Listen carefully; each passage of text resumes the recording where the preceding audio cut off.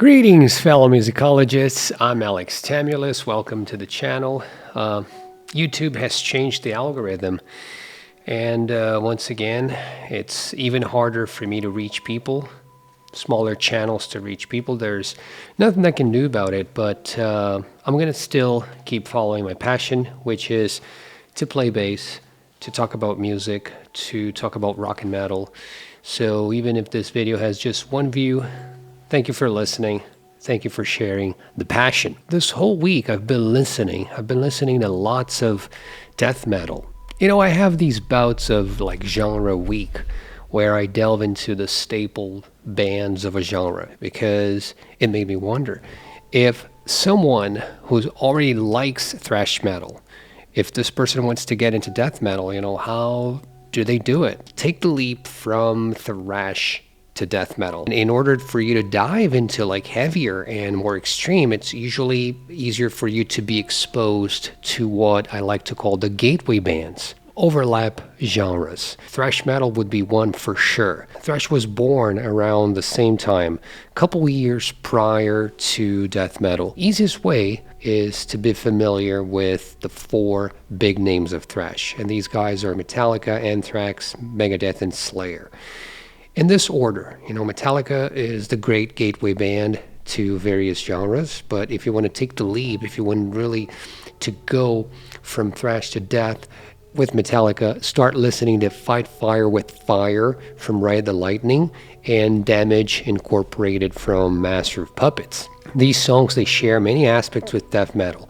You have fast-paced riffs, heavy distortion, lyrical themes that deal with angst, rebellion, politics, violence, assault, corruption, incarceration, and so on and so forth. So now that you're familiar with those songs, just go to Megadeth. A song like Devil's Island from Peace Sells But Who's Buying? Here they use power chords and the minor second interval. That's used a lot in death metal. But still, there's something missing. Something that death metal will introduce and thrash hasn't introduced yet. But keep going, because hell awaits, pun intended.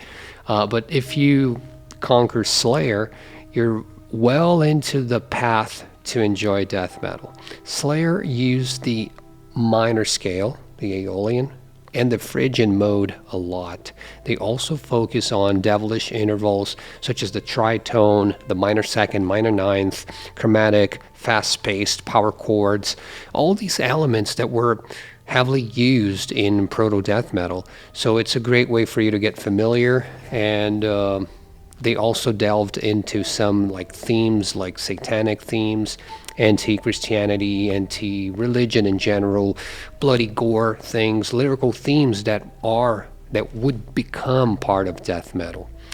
I like to see the musical experience in three different pillars, using one pillar for the sound, another pillar for the lyrics, and the visuals. Which takes me to the second way of getting into death metal, using the lyrical themes and the visual themes along with the sound. So Slayer, they use the lyrics and the visuals in a very similar way to what death would become. And the sound, the sound is almost there. The main difference is just that, death metal has an innovation, which is the death growl, the guttural vocals. That was a huge novelty that separates death from thrash and from everything else that came prior to it. You can say that bands like Venom or Hellhammer, they've started, introducing these things. I mean, if you listen to Revelations of Doom by Hellhammer, and they were already focusing on that aspect, but the vocals are still like melodic notes. Same with Celtic Frost and Morbid Tales. But if you listen to these songs and if you really get into the atmosphere, you're already doing great. So now you can take the leap from these bands to Seven Churches, the album by Possessed. That's considered the first death metal album, and it connects the dots between thrash and death really well. The opening is amazing. The Exorcist theme, originally written by Mike Oldfield. It's grandiose, classical. It sets the scene, sets the tone, the mood, and the work by Jeff Becerra and the guys in Possessed was really well done. The first word of the song is possessed, so the lyrical themes are all there, an amazing introduction to the genre. Now that you're familiar with thrash and the bridge to death metal, the themes, the visuals, the lyrics, you're being exposed to more extreme stuff.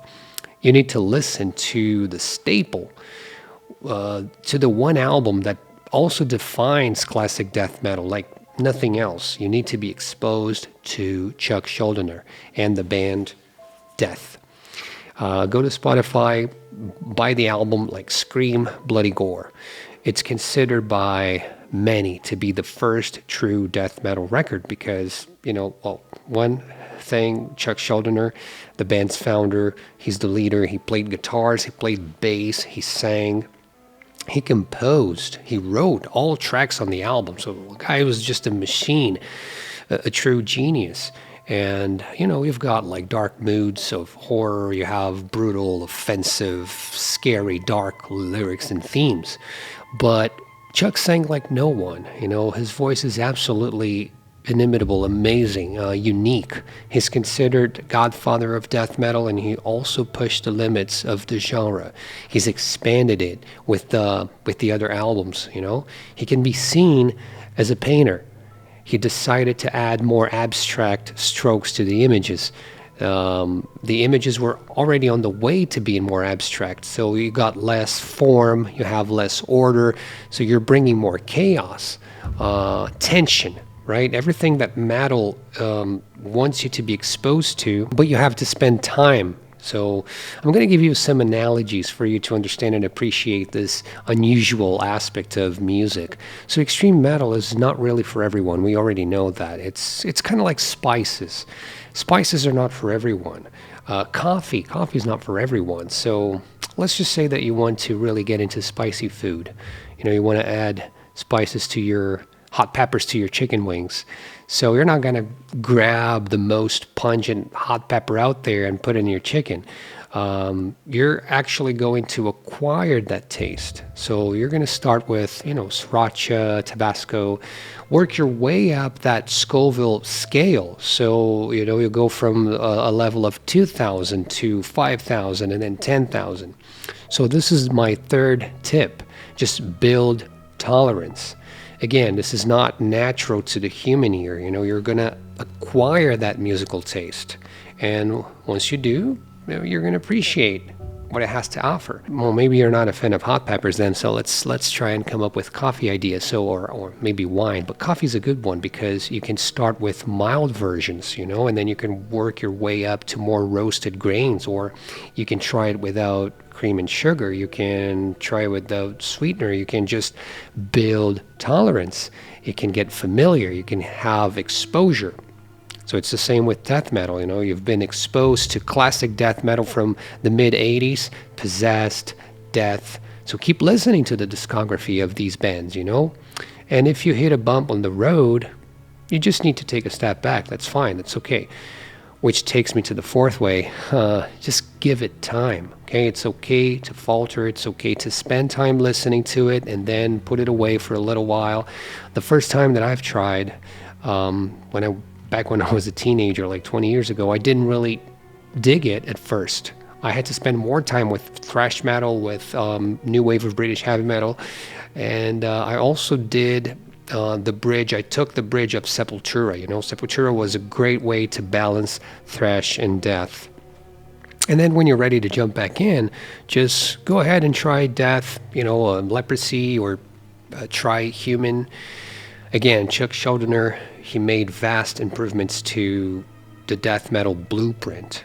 Lyrically, the topics were about death and other philosophical themes, very deep into the metaphysics, if you will.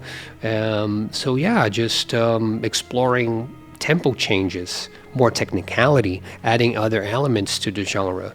And but let's think about more staple bands. Like in 1989, you have Altars of Madness by Morbid Angel.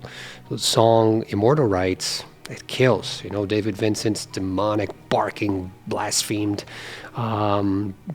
you know, just phenomenal. So it's fun. It's fun for me to play bass along with these tunes. You know, I can't really explain why. It's just the energy and the aggression. You know, it's a feeling that you're part of this horror movie soundtrack and you're playing with chromaticism, these doomy intervals. You know, it's a genre that's always fun to listen and to play along. So I see it as having an experience. You know, it's an artistic experience, and I try to picture the mountain. You know, so the mountain begins with gateway bands, with rock, and then hard rock, and then heavy metal, and then new album, and thrash metal. So it's just innovations and creativity, and you want to push boundaries. So back in the mid '80s, you know, the boundaries were along with new album, and then thrash metal, and then death metal, consolidating its premises in the 90s, still evolving to this day. I just wanted to share my passion and to invite you to be exposed to this genre. It's always great to celebrate the achievements of the godfathers of classic death metal. Thanks again, and please like and subscribe if you like this type of content, and I'll see you in the next video. Bye now.